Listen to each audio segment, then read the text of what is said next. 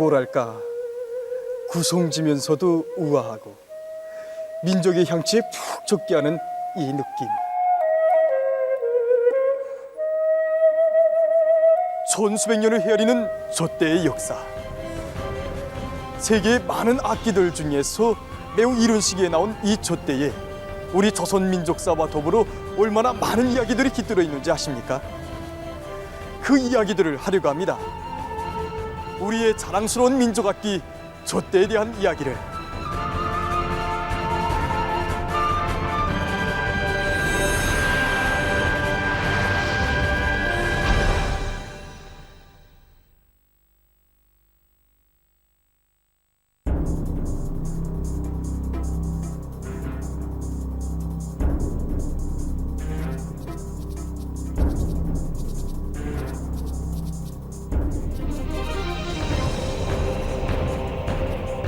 민족악기 젖대에 대한 이야기는 새나라 시기부터 시작됩니다. 이 무덤은 우리나라 거구려 무덤들 중에서 가장 정확한 기록을 남긴 덕흥리 벽화 무덤입니다. 거구려의 국력과 위용을 보여주는 풍부한 내용의 벽화와 600여자의 굴들이 씌워진 이 무덤은 4세기 후반기 거구려 사람들의 우수한 생활 풍습과 문명 정도를 보여주는 우리 민족의 귀중한 역사 유적이며 세계 문화유산입니다.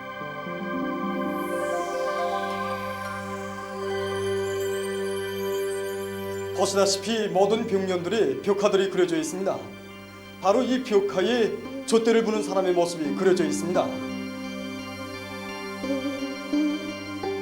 이 무덤이 세워진 정확한 연도가 바로 여기에 씌워져 있습니다. 영락 18년 12월 25일. 영락 18년이라고 하게 되면 408년이라는 소리인데 5세기 초에 그려진 이 거구려 벽화 무덤에 우리의 젖대가 그려져 있다는 것은 결국 젖대의 발생 연도가 5세기 이전이었다는 것을 시사해주고 있습니다. 이 무덤은 오늘까지 알려진 거구려 벽화 무덤 가운데서 가장 우수한 벽화가 있는 것으로 해서 세상에 널리 알려진 강소 세무덤입니다. 여기에 젖대를 부는 신손이 그려져 있습니다. 날개 옷을 입은 신손은 연한 보랏빛의 포동포동한 얼굴에 미소를 머금고 젖대를 불면서 날고 있습니다. 이 하나의 벽화를 통해서도 잘 알 수 있는 것처럼 당시 거구려 사람들은 젖대를 하늘의 고운 음을 내는 악기라고 하면서 매우 신비하게 여겼다고 합니다. 이것이 바로 거구려시기 우리 선조들이 이용한 젖대입니다. 그래서 우리 선조들이 만든 이 젖대는 참대를 재료로 해서 만들었습니다.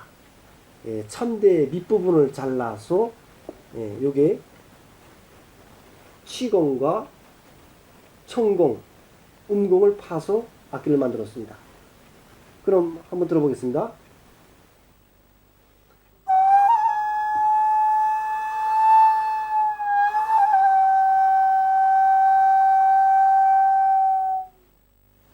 자, 어떻습니까? 소리 색깔이 좀 이렇게 초량한 것 같습니다. 나는 이렇게 속심하고 이렇게 갈리는 소리가 납니다. 저는 구성지면서 또 어떻게 보면 문풍지 또는 소리가 나는 것 같고. 문풍지 소리. 그 문풍지 소리는 바로 이 갈청에서 나는 소리입니다. 그래서 우리 젖대의 음색은 처량하면서도 구성지고 우아한 것이 특징입니다. 선생님, 그럼 렁음 연주는 어떻게 했습니까? 그래서 렁음 연주는 지금과 같습니다. 그래서 어깨와 팔굽을 이용해서 이렇게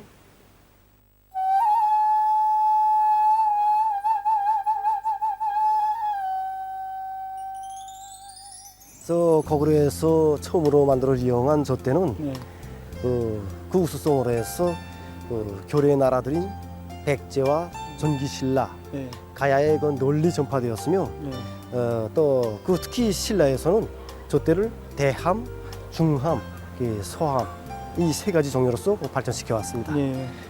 우리 젖대가 얼마나 우수하였던지 그 일본에까지 널리 전파되어 그 거마부에라는 거마부에? 거마부에라는 것은 그 우리말로 거구려 악기라는 뜻인데 그 이 거마부에라는 이름으로 전해지면서 궁중과 그 민간에 널리 보급되었다고 합니다.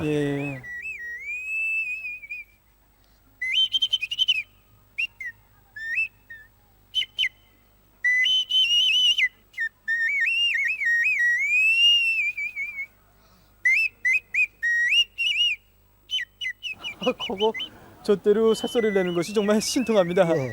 그렇게 보면 우리 옛문헌들에도 인공으로 기록되어 있는 것처럼 그 젖대가 당시 사람들 속에서 그 신비스러운 악기로 여겨졌다고 합니다. 예. 그래서 그 만파식적과 그 억적 만파식적. 만파식적은 결국 이 거센 물결도 잦게 하는 젖대라는 뜻입니다. 만파식적이라는 젖대와 관련해서 이런 이야기도 전해오고 있습니다. 어느 날 신하가 왕에게 동해 바닷가에 있는 섬에 참대 한 그루가 홀로 서 있는데 그 참대는 맑게 개인 날에는 2대가 서 있는 것으로 보이고 흐린 날에는 1대가 서 있는 것으로 보이는 희귀한 참대입니다. 라고 아뢰었다고 합니다. 그 말을 들은 왕은 매우 기뻐하면서 그 희귀한 참대를 베어다가 젖대를 만들거라. 이렇게 만들어진 젖대가 바로 만파식적입니다. 이 만파식적을 한번 불기만 하면 족들이 무리로 쫓겨나고 가물에도 비가 오며 거센 파도도 잦아들었다고 합니다. 또한 옥족이라는 젖대가 있었는데 이 젖대는 옥돌로 만든 것으로서 소리가 아주 맑았습니다. 발해 및 후기 신라 시기에 와서 젖대가 더욱 광범위 적극 이용되면서 수많은 젖대 명소들이 나오게 됐습니다. 8세기 중엽에 활동한 월명이란 사람은 뛰어난 젖대 명수였을 뿐 아니라 향가도 곧잘 지어 불렀다고 합니다. 사촌왕사라는 절간의 중이었던 그는 한적한 중생활보다 음악에 남다른 관심을 가지고 있었는데 늘 허리에 젖대를 차고 다니며 불곤 했습니다. 그가 달 밝은 밤에 젖대를 볼 때면 그 젖대 소리가 어찌나 청명하고 황홀했던지 흘러가던 달도 가던 길을 멈추고 굽어보았다고 합니다. 그래서 그가 젖대를 불며 거닐던 길 주변의 마을 이름을 월명리로 불렀다고 합니다.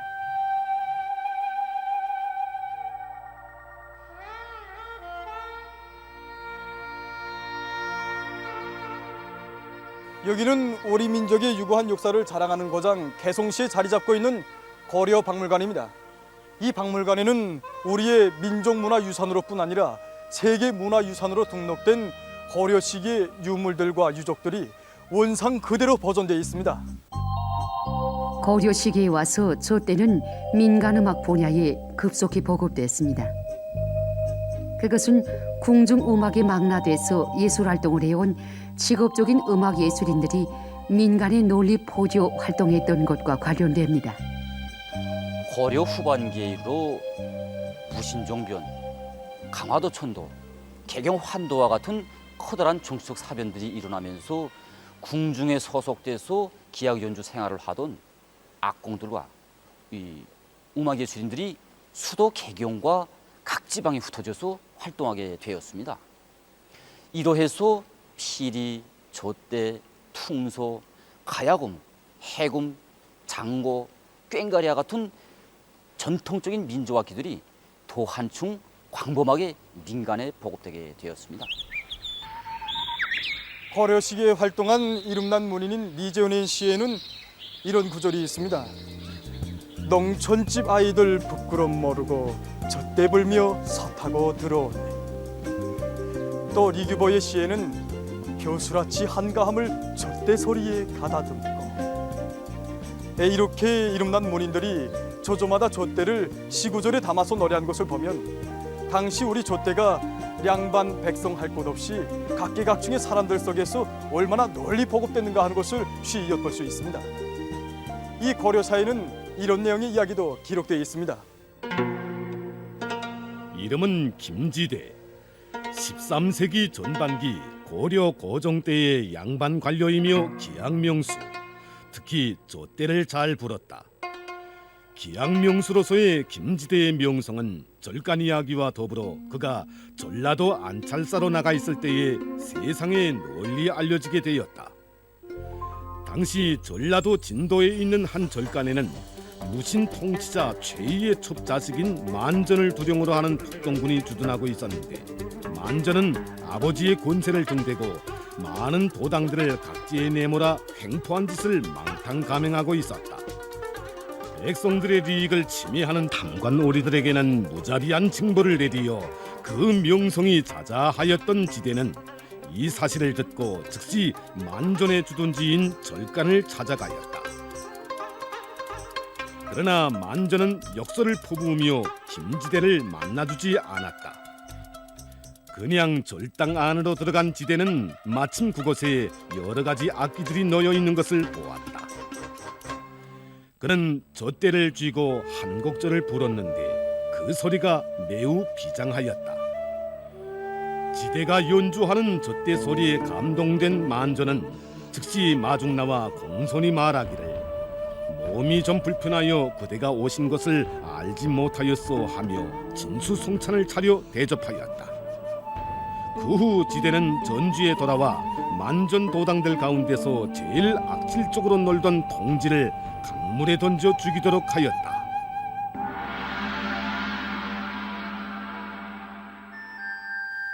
여기 개성신원은 민족의 자랑인 역사 유적과 유물을 보기 위해서 매일과 같이 수많은 관광객들이 찾아오고 있습니다. 조선 봉건 왕조 시기에 이르러 우리 민족 음악들은 더욱 높은 단계로 발전했으며 그 과정에 박연, 맹사성, 주경과 같은 이름 있는 좆대 명소들이 많이 배출되게 됐습니다. 박연은 고구려의 왕산악, 가야의 어룩과 함께 중세기 우리나라 3대 음악 고장의 한 사람으로 일러오고 있습니다. 1378년 충청북도 영동군의 몰락한 량반 가문에서 출생한 박연은 어려서부터 향교에서 글 공부도 잘했지만 음악에 남다른 재주를 지니고 있었습니다. 그는 글 공부를 하는 여가에도 이웃의 악공 경력에 있는 로령감을 찾아가 필히 좆대를 배웠는데 마침내 그 거울에서 유명한 좆대 명수로 손꼽혔습니다. 학문을 쌓고 음악 리론을 익혀가던 박연은 27살에 이르러 수도 한성에 올라가 생원시에 합격했습니다. 이때 그는 자기가 소유한 좆대 부는 솜씨를 시험해 보려고 손악소에 찾아갔습니다. 그가 좆대를 잘 보는 악공 앞에서 한 곡조 불었더니 음열이 고롭지 않고 가락도 맞지 않소. 이미 버릇이 굳어져서 고치지 못할 것이요. 라고 비웃는 어조로 말했습니다. 그러나 박연은 좆대 배우러 다니는 것을 게을리하지 않았습니다. 며칠 후 악공은 그의 좆대 소리를 듣고 나서 가르칠 수 있는 분이요. 또 며칠 후에는 벌써 테두리가 잡히었어. 장차 명수가 될 듯하오. 또 며칠 지나서는 악공이 무릎을 꿇고 나로서는 당할 수가 없구려. 라고 공손한 대의를 표시했다고 합니다. 음악에 대한 이러한 정열가 있기 때문에 박연은 좆대 명수로 되었고 그 후 세계 최초의 유랑 악보이며 청보 형태인 정간 악보를 창안해서 민족 간현악 발전에 크게 이바지한 음악 대가로 될 수 있었습니다. 18세기를 대표하는 이름난 화가 김홍도의 무학도입니다. 이 작품은 조선 봉건 왕조 후기에 이르러 널리 송행한 민간 기악단의 하나인 륙제비들의 악기 편성과 그 연주 형식을 생동하게 보여주고 있습니다. 육제비라고 하게 되면 그것은 문법적으로 볼 때 육잡이라는 말에 어원을 두고 있습니다. 육제비, 6명의 연주가가 6개의 악기를 잡은 악단이라 이런 뜻입니다. 육제비는 육잡이라고도 불렀는데 젖대, 서피리, 새피리, 해금, 장고, 북 이렇게 6개의 악기로 편성된 야외적인 성격을 띤 또 다시 말해서 밖에서 연주하는 기악 중수단이었습니다. 이 밖에서 연주하는 특성으로부터 음량이 크고 구성진 서피리와 새피리가 주선율을 담당했고 저 때는 주선율의 진행을 밑에서부터 안받침해 줬고, 음량은 비록 작지만 예리하고 부드러운 소리가 나오는 해금은 선율을 위에서 감싸 주었고, 장구와 북은 선율 쪽으로 선율 진행을 리듬적으로 안받침해 주는 그런 역할을 했습니다.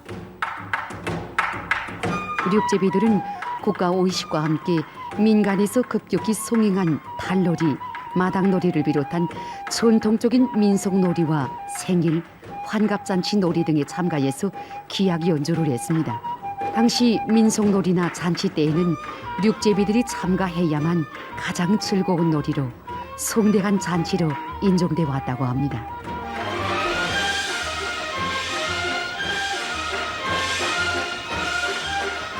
이렇듯 오랜 역사와 전통을 가진 우리의 자랑스러운 민족악기 젖대.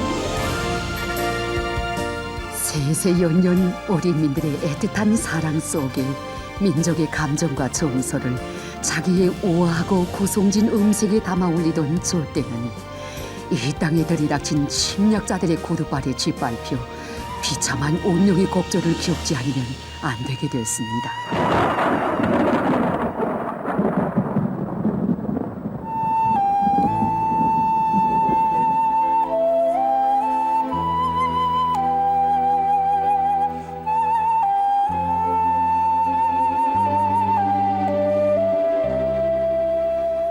조선 민족의 녹과 정기가 우린 민족성을 누린 말살하기 위해서 간악한 일제는 우리 인민의 창조적 지혜와 재능이 깃든 민족적인 모든 것을 여지없이 빼앗고 짓밟았습니다.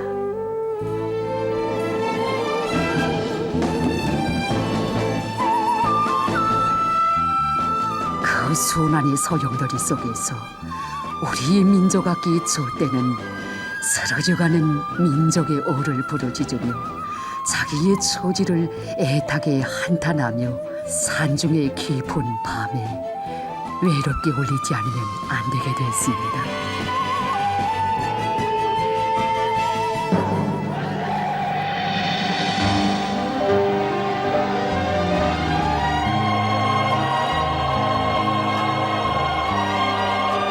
(1945년 8월 15일) 해방이 됐습니다. 이 민족운명의 전환과 더불어 우리의 젖대도 다시 태어났습니다. 일제의 민족음악 말살 책동으로 해서 사방에 흩어졌던 민족음악가들과 그 음악유산들이 위대한 수령님의 손길에 의해서 재생의 빛을 받아안게 되었고, 평양에는 민족음악을 전문으로 연구하는 국립고전악연구소도 새로 나오게 되었습니다.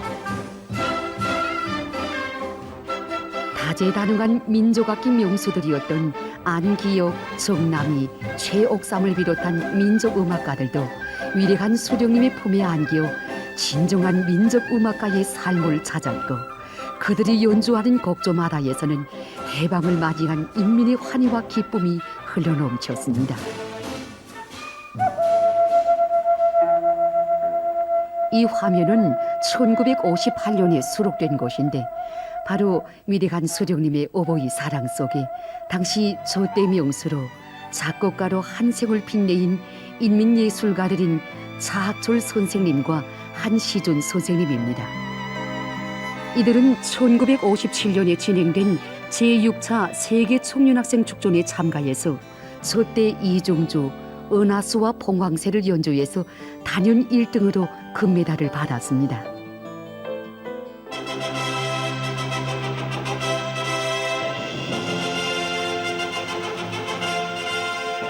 천리마의 날에 펴고 세기를 주름 잡으며 우리 조국은 끝없이 발전했습니다. 그만큼 시대적 요구와 인민의 취향은 날로 높아졌습니다.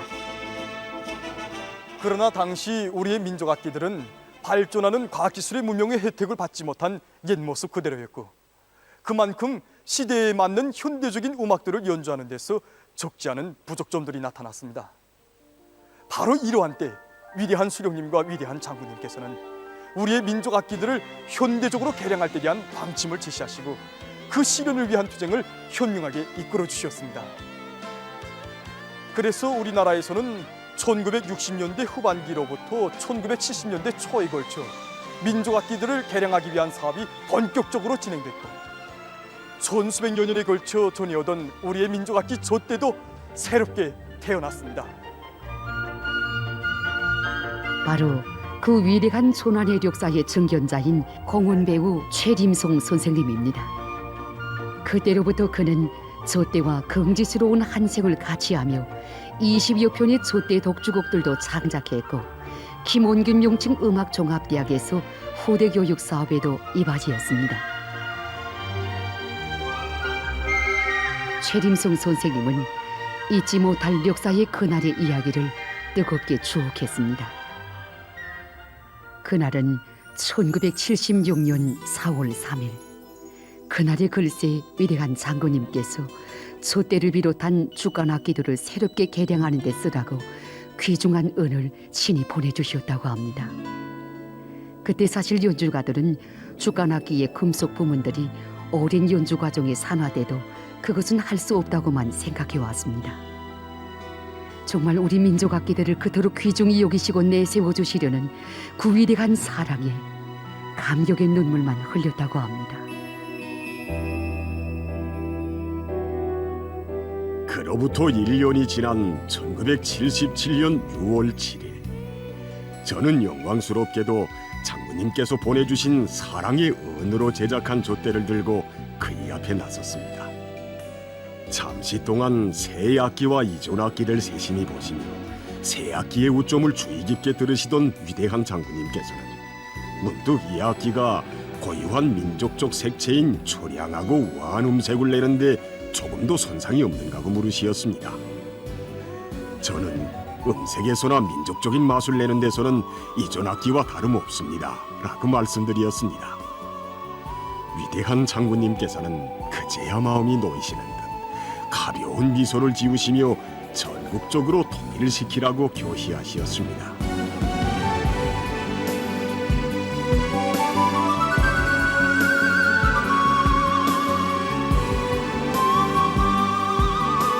우리의 촛대는 이렇게 다시 태어났고 이렇게 상상봉에 올랐습니다.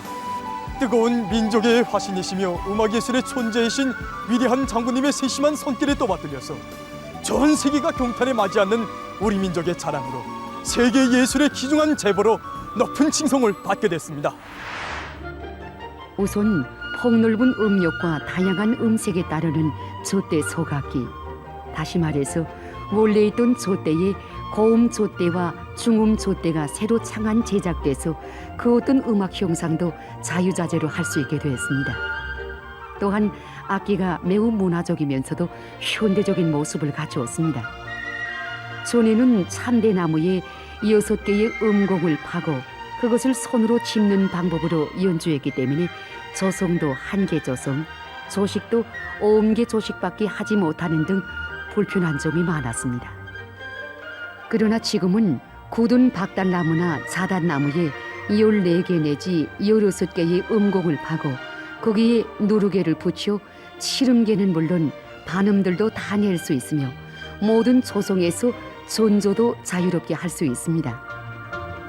음색과 주법에서도 처량하면서도 구성진 자기의 고유한 음색과 롱음을 비롯한 전통적인 주법을 적극 살려 쓰면서도 현대 주법들도 원만히 할 수 있게 개량됐습니다. 촛대는 오늘 독주 악기로서만이 아니라 민족 기악 종주와 합주에 적극 이용되고 있으며 특히 우리식의 주체적인 배합 관현악에서 단소와 함께 자기의 면모를 또렷이 과시하고 있습니다.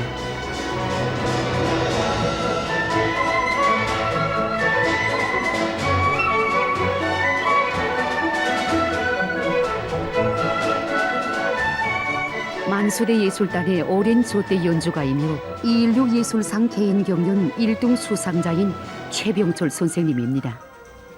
최근에 방영된 텔레비전 연속극 방탄벽과 임진년의 10만이들 그리고 만화 영화들인 고주몽과 소년장수를 비롯해서 많은 영화 음악들도 형성하고 있습니다.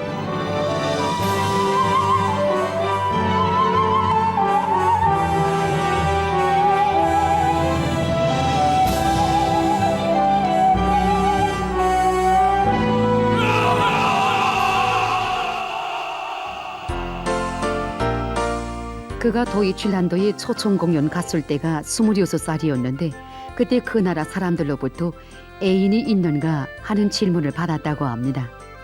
그는 웃으면서 애인이 있다고, 정말로 사랑한다고 하면서 성은 조고 이름은 대라고 대답했답니다. 정말 우리 민족악기 조대가 얼마나 우월하고 멋있고 훌륭한 악기인가 하는 거를 저는 실제 체험으로 느꼈습니다. 특히 그 해외 공연을 진행할 때마다 그때마다 그 감정이 막 강렬해지곤 하는데 정말 민족적 긍지와 자부심 이것이 넘쳐난다는 거는 무슨 말로 표현해야 될지 제일 먼저 생각나는 것이 미국 순회 공연 때였습니다. 예. 그때 공연이 끝나고 우리가 철수하려 됐는데 한 사람이 막 찾아와서 제가 빌던 악기 조대를 보자고 해서 보여주니까 그 악기를 보면서 이 악기에서 그렇게 멋있고 기막힌 소리가 나는가 하면서 더는 그저 부른 대로 다 주겠으니까 막 사자고 하면서 저에게 막 송화를 매기는 것이었습니다. 예, 그렇습니까? 그리고 한 번은 도이칠란드 공연 때인데 한 시인이 저를 찾아서 난 정말 조대 소리에 완전히 반했다는 거, 나에게도 조대를 배워줄 수 없나, 이렇게 막 격동된 심정을 토로했습니다. 제가 해외 공연에서 미녀 아리랑 연주를 많이 했는데 그때마다 정말 고향을 구리면서 눈물을 흘리고 나던 그 동포들의 모습이 지금도 눈에 선합니다. 정말 이렇게 민족악기 조대는 조국에서는 물론 세계 이루는 것마다 해서 아낌없는 사랑과 절찬을 받았습니다. 제가 추천하려는 애는 조선 소녀입니다. 김전이라는 이 소녀는 조선의 민족악기를 사랑합니다. 이의 연주 솜씨에 대해서는 교향악단의 음악가들도 감탄을 금치 못해합니다. 우리 모두 김전이를 환영합시다.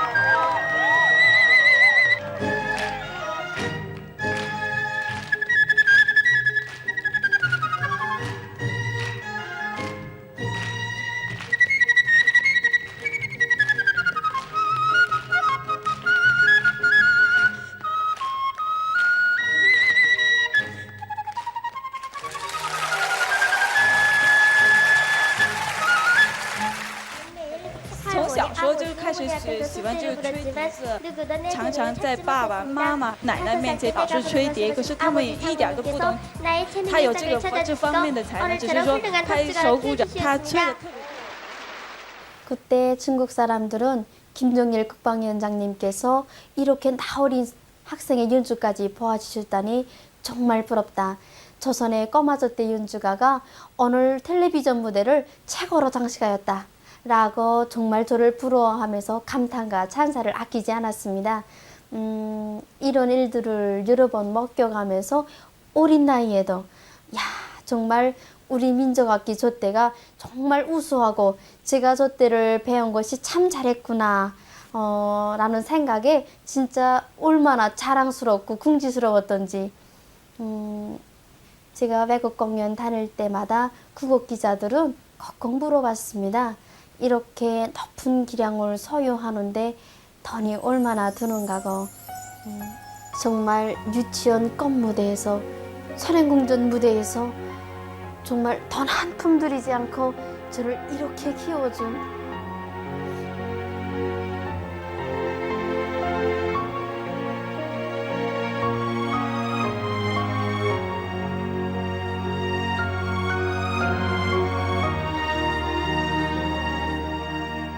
오늘도 온 나라 유치원의 햇빛 밝은 창가마다에서는 맑고 우아한 조대 소리가 계속 울려나오고 있습니다.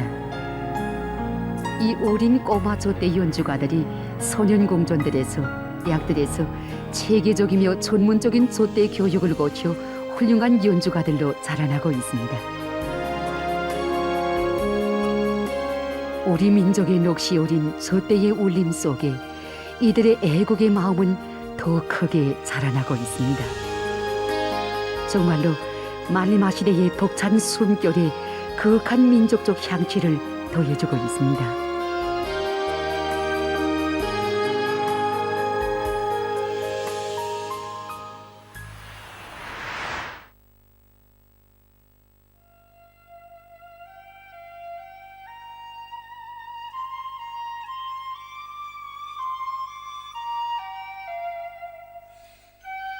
천수백여 년의 유구한 역사를 민족의 녹과 설기, 지혜와 열정으로 빛내인 민족악기 저때. 조용히 이름만 불러봐도, 그 고성지고 우아한 울림에 귀를 기울여봐도 아름답고 풍만한 조선의 향취가 가슴에 차넘치고 크나큰 긍지와 자부심이 온몸에 끓어오르는 우리의 자랑스러운 민족악기 저때.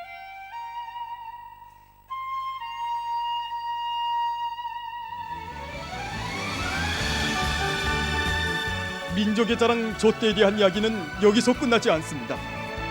민족음악 발전에 그토록 심려를 기울이시며 온 나라의 주체의 민족예술의 대화원을 동활짝 피워가시는 또 한 분의 전출위인을 모시어 우리 민족의 우수성을 온 만방에 더 높이 떨쳐가며 그 자랑찬 이야기들은 계속 이어질 것입니다.